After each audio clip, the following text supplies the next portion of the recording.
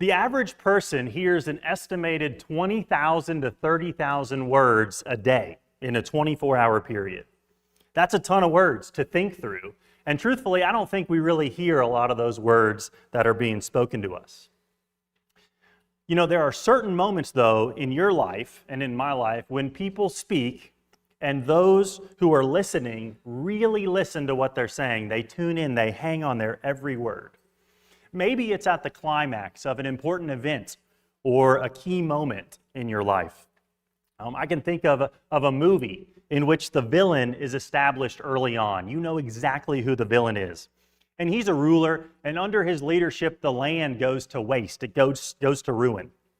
And all along, the hero really isn't much of a hero at all in this movie. But over the course of his lifetime, some 90 minutes if you're watching the movie, the hero gains strength and wisdom and confidence until you come to this key moment when the hero and the villain are battling it out. And there's fire, intense battling all around, till finally, the villain is about to speak the key phrase in the whole movie, and you're hanging on every word.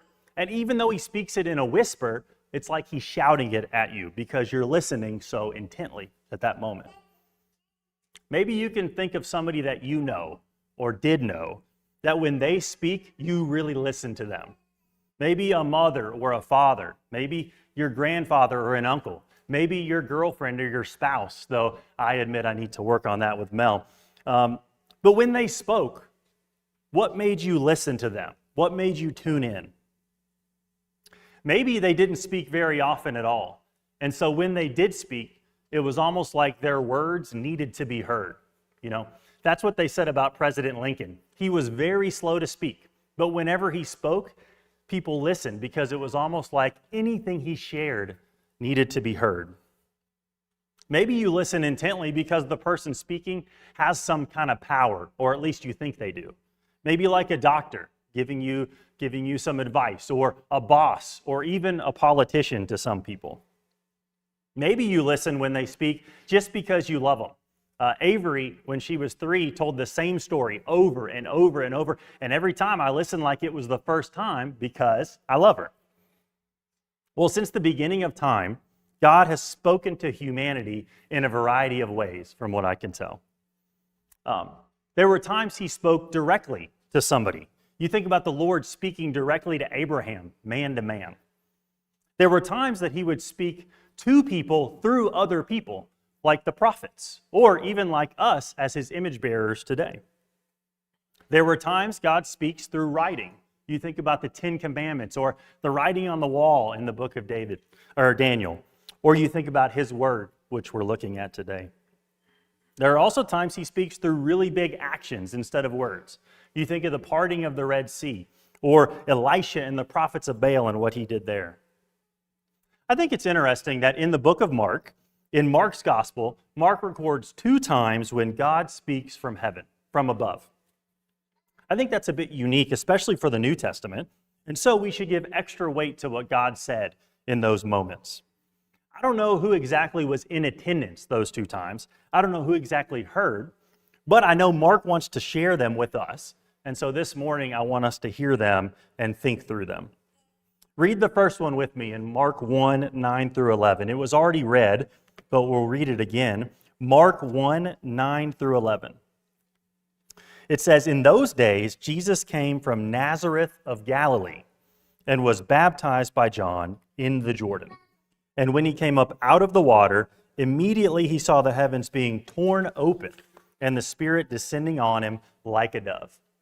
A voice came from heaven, 'You are my beloved Son, with you I am well pleased.'" A couple quick things that we might notice about this powerful moment.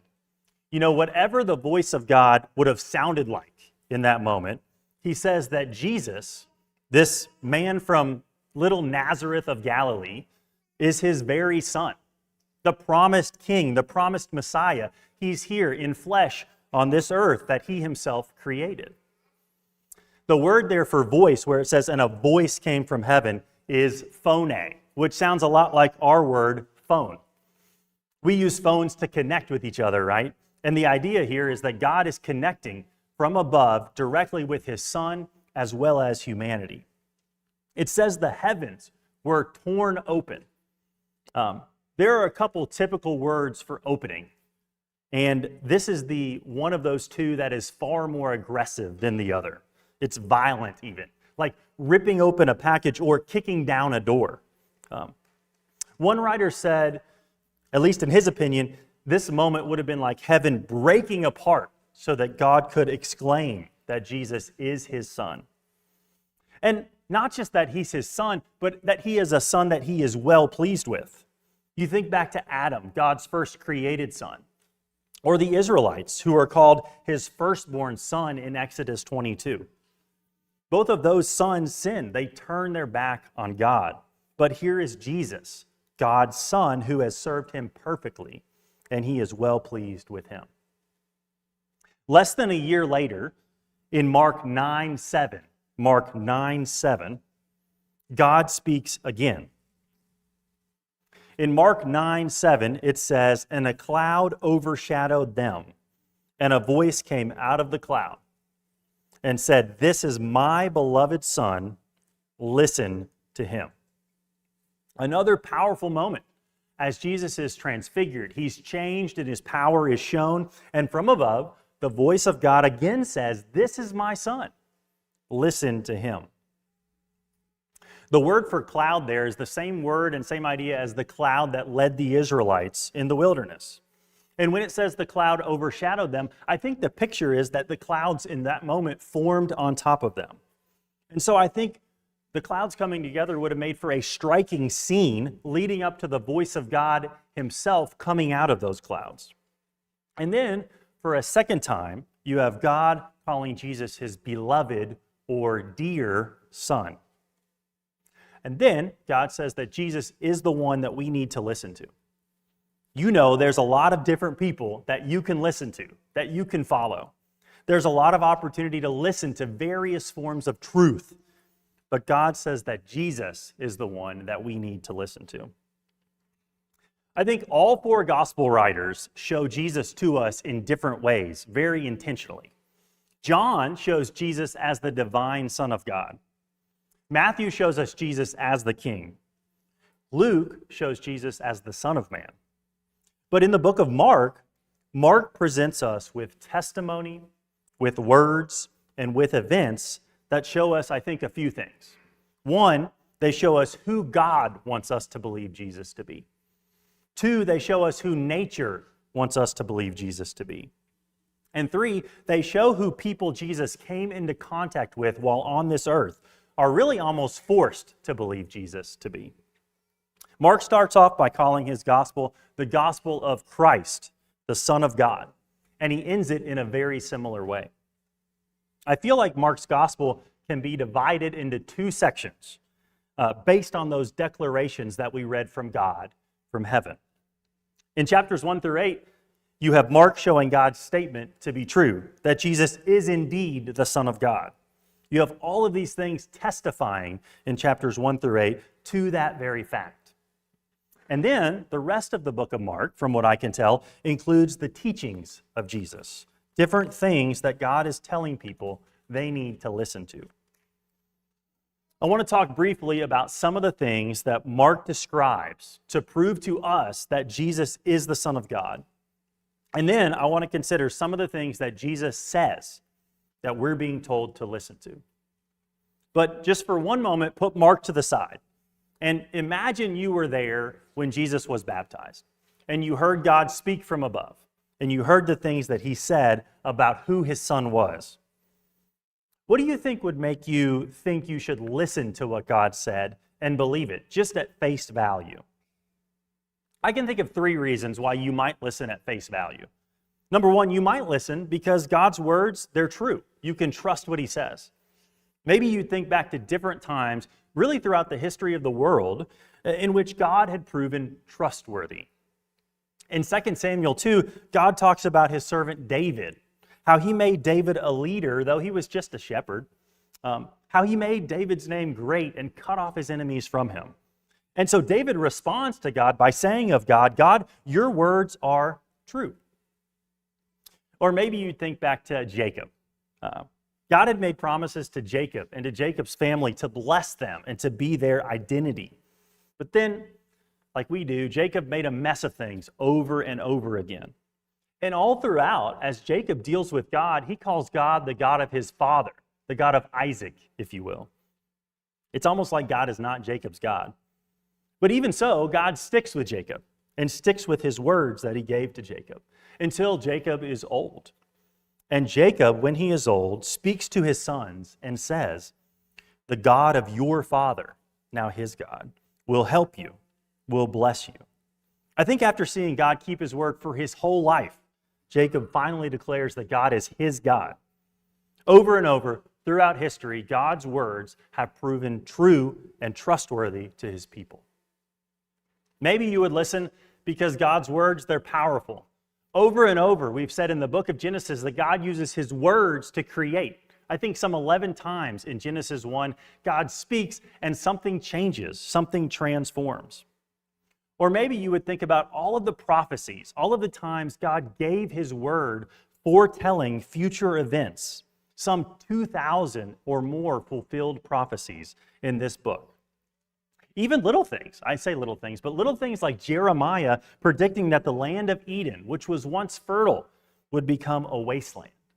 It is a wasteland now. And the chance of that being fulfilled, some mathematician said, is 1 in 10 to the 5th power. I don't know what number that is, but I know it's a little chance. And that's one of thousands of prophecies that were fulfilled. God's words are powerful. Or finally, maybe you would listen because you believe that God's words are life-changing. They can change your life for the better. That's what they did for Noah. Noah lived in a terrible world, right? At a terrible time. Everyone around him was wicked. They were godless. But Noah was blameless. He was an acceptable offering. God sees Noah and gives Noah instructions on how he wants to rescue him out of that world before he cleanses it of all of that impurity. And so Noah starts building a boat and lets God's word change the course of his life for the better. Just the fact that God said that Jesus was his son, as Mark recorded, should have been enough to convince everyone, including us, that that is true. But what else does Mark show us to prove that God's words about who Jesus is are true? In chapters 1 through 8, Mark shows Jesus' power, his love, and he gives us testimonies to prove that Jesus is the Son of God. Look with me in Mark chapter 1. First, I want you to look at the testimony of the spirit world. The testimony of the spirit world. In Mark 1:24, there's a man in the synagogue who has an unclean spirit. And Jesus approaches him. And actually the Spirit himself speaks. In verse 24, the Spirit says, "What have you to do with us, Jesus of Nazareth? Have you come to destroy us? I know who you are, the Holy One of God." Later on in Mark chapter 5, verse 7, there's this man that's living among the tombs with unclean spirits. And the man approaches Jesus. And in verse 7, it's the spirits that speak, and they say, "What have you to do with me, Jesus, Son of the Most High God?" Back in Mark 3, verse 11, Mark says that unclean spirits in general are just testifying to who Jesus is. Mark 3:11 says, "Whenever the unclean spirits saw him, they fell down before him and cried out, 'You are the Son of God.'" It's not just the spirits, though. Mark shows that Jesus has power that testifies to him being the Son of God. You know, if you're serving Jesus, you've seen that power work in you day by day, and you could testify about that change in your life. But, you know, I wish the recipients of that power in Mark's time could come through that door back there and tell us about what he did for them. I wish we could hear from the leper in Mark 1:40. You know, we might have heard how he came to Jesus and begged him to make him clean. Maybe he described leprosy to us. I'm not very familiar with leprosy. Maybe he described how his body was numb and how it was deteriorated. How his hands and feet might have twisted and curled so painfully, becoming more and more deformed day by day. And then I think we'd hear how Jesus, demonstrating his immense power, touched him. And when Jesus touched him, it wasn't Jesus that became unclean. Instead, the man became clean immediately. We'd not only hear it, but if he came through the door, we'd see it. We'd see his arms and his legs and see his body pure and clean. I wish we could hear from the paralyzed man in Mark 2 about how his friends busted through the roof to get him to Jesus. And you can imagine how that man's muscles would have deteriorated year after year as he laid in his bed and couldn't move. And then we'd hear what Jesus said in Mark 2:11. Mark 2:11, when he says, "Rise, pick up your bed and go home." And he rose and immediately picked up his bed and went out before them all, so that they were all amazed and glorified God. I bet he'd talk about how in an instant, strength filled his body, how immediately he could get up. It wasn't therapy over months and months. No, he was in an instant transformed by Jesus.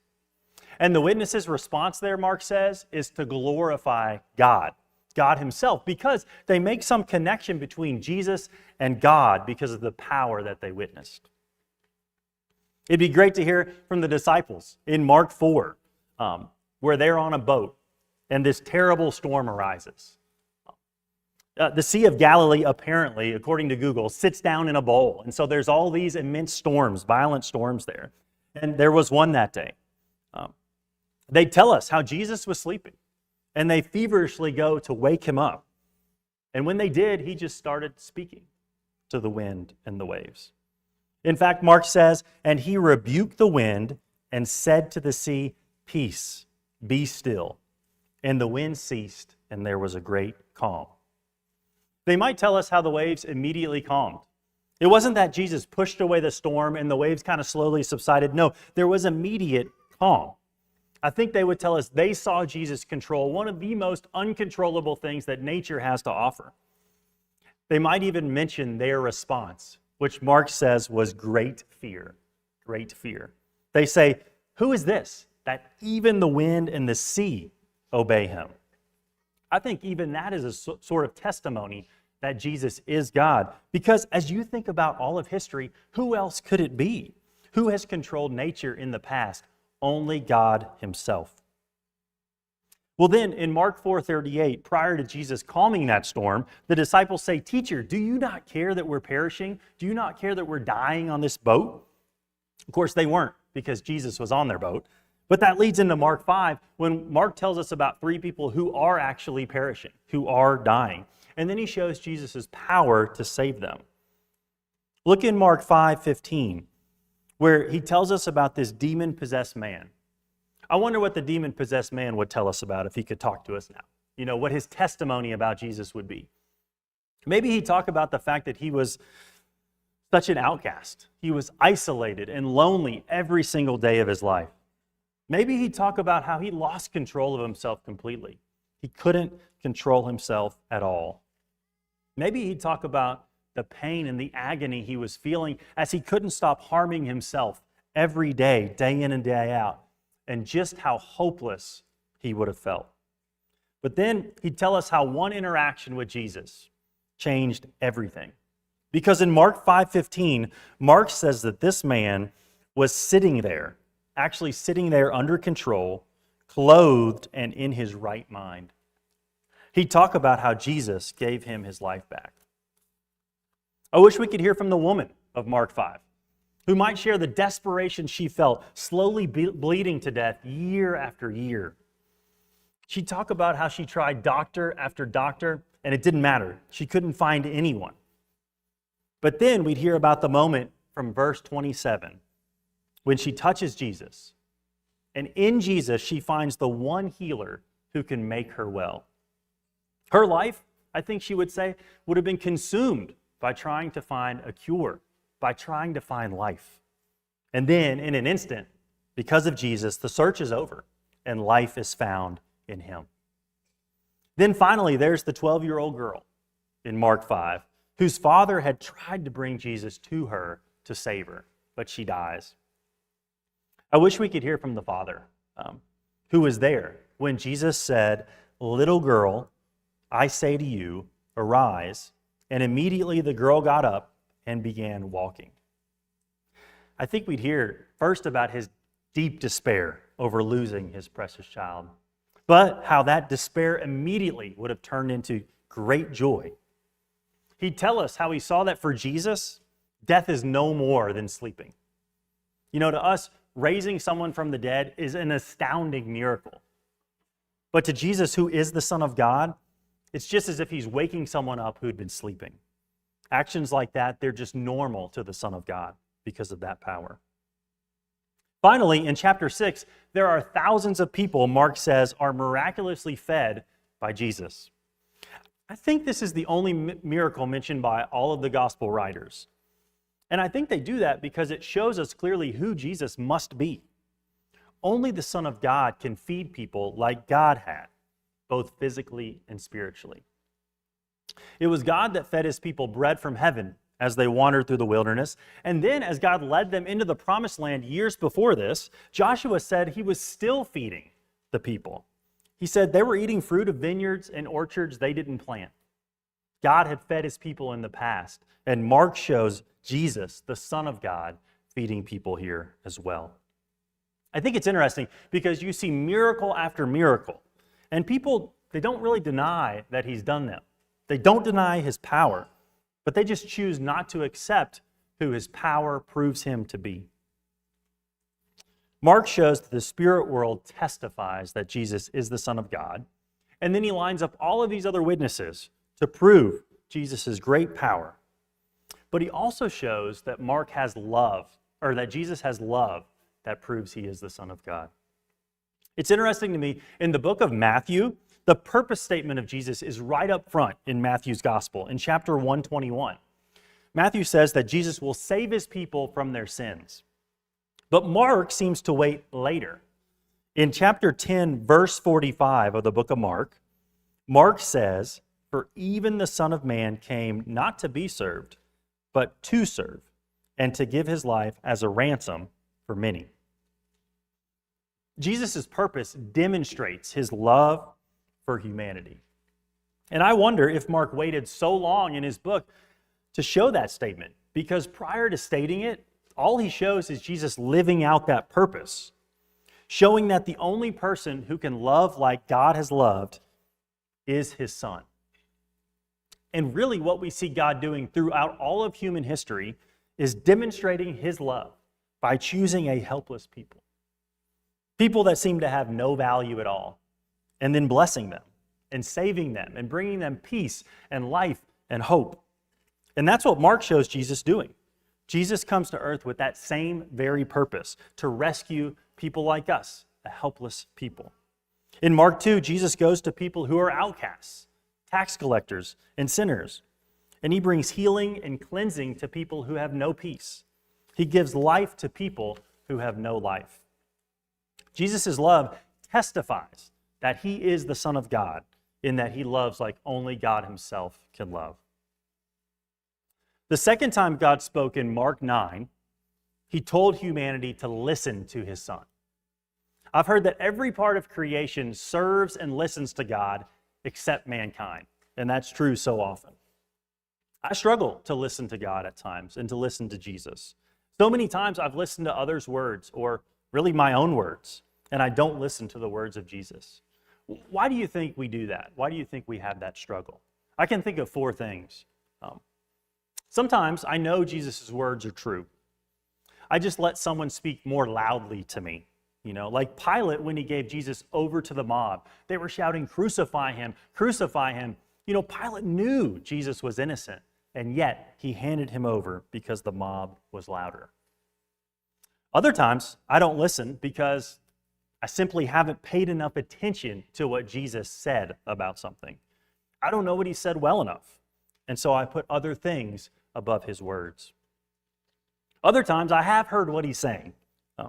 I just didn't like it, or I just had other things going on, and so I did what I wanted instead, much like the rich young ruler did.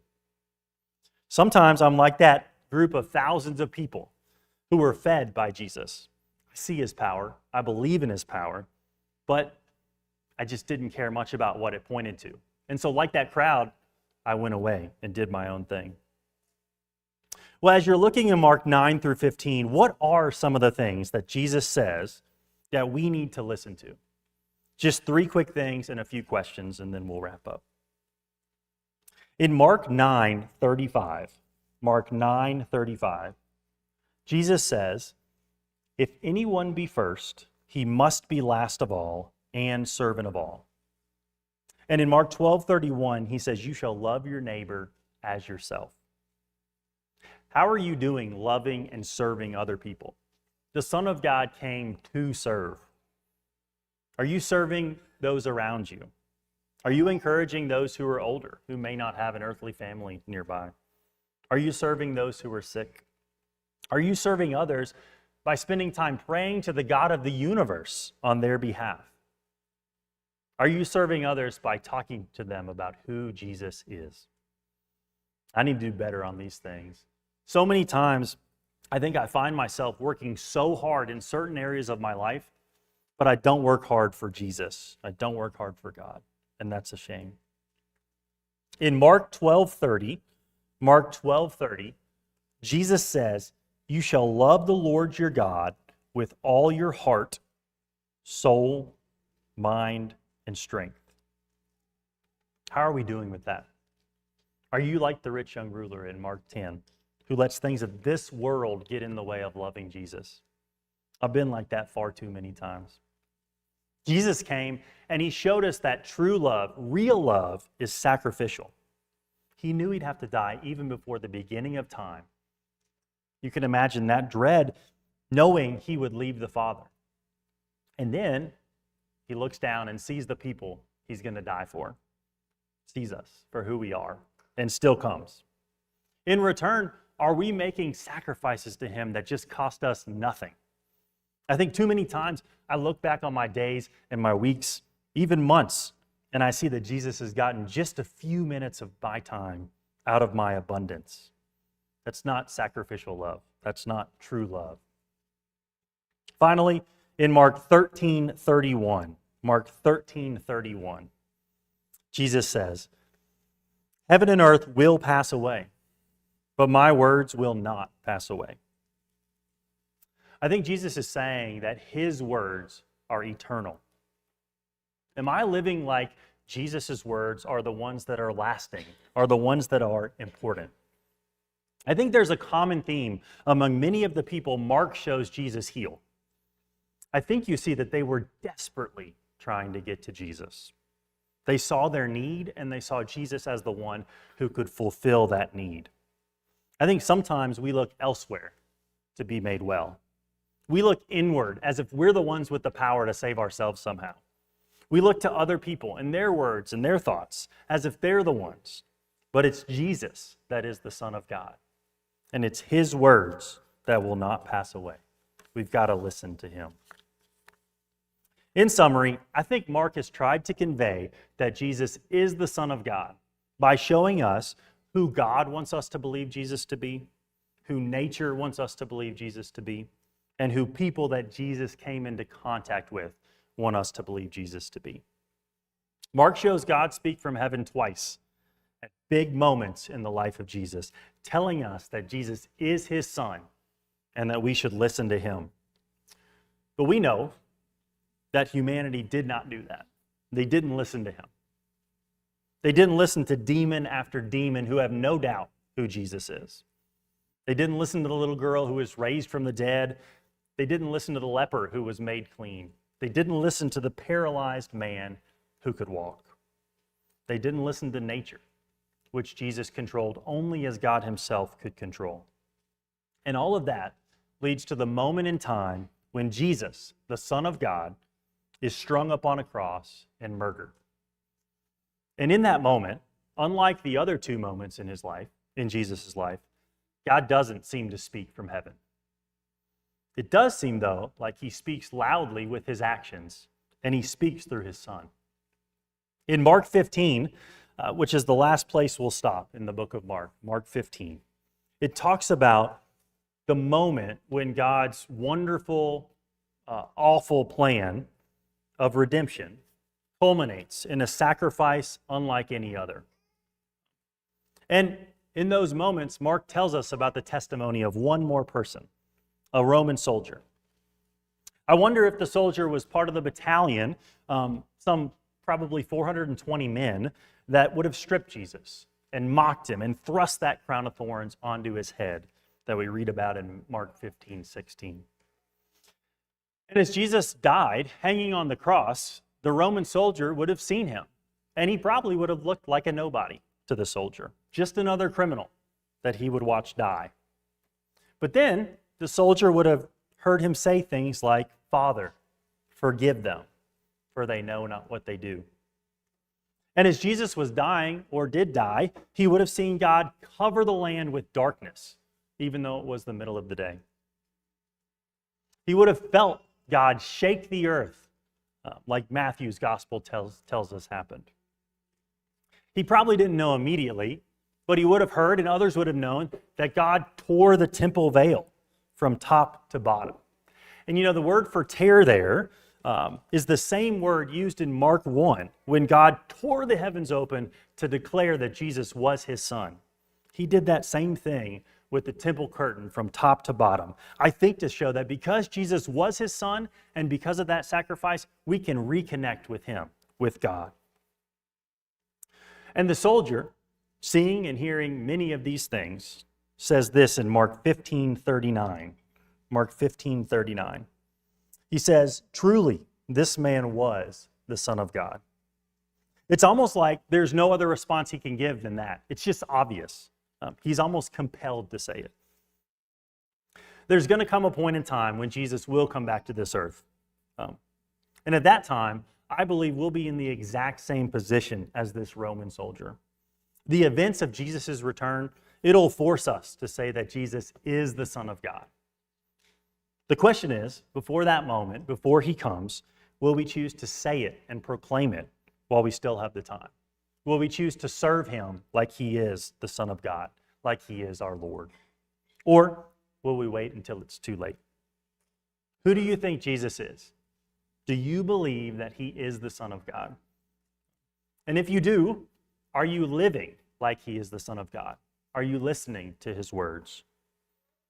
If we can help in any way with your walk, as we ourselves try to walk closer and closer with God every day, come forward now as we stand and as we sing the song of encouragement.